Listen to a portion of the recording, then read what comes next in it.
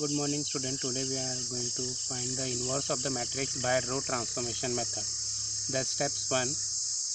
Find the determinant of the matrix. If the determinant is not equal to 0, then A inverse exists. Now steps 2. Write the matrix in the form of Ax is equal to B, where B is the identity matrix and X is the inverse of the matrix.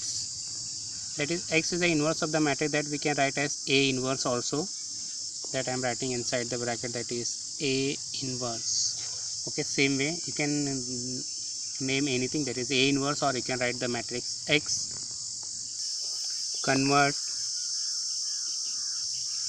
A11 as 1 by using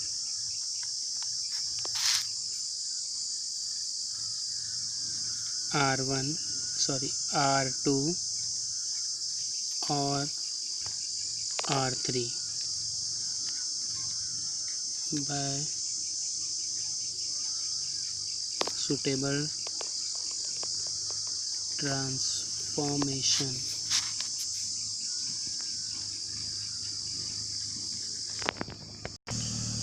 Now convert A21 and A31 by using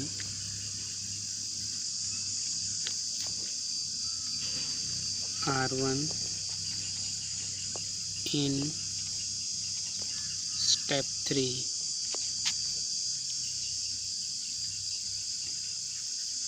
Similarly, convert A22 as 1 and A12 and A32 as 0 by using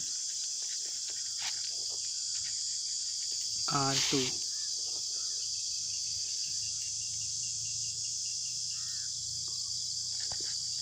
Again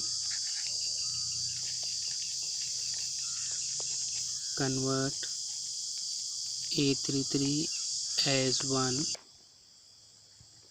and A13 and A23 as 0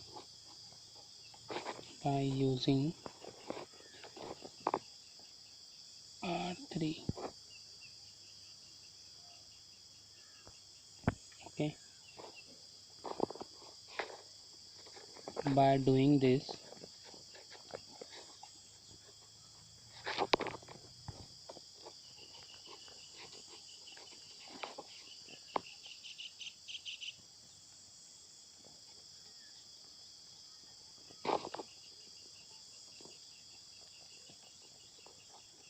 matrix, now this is the matrix. So first we have to convert this A11 as 1, then this two element as 0 by using this A11.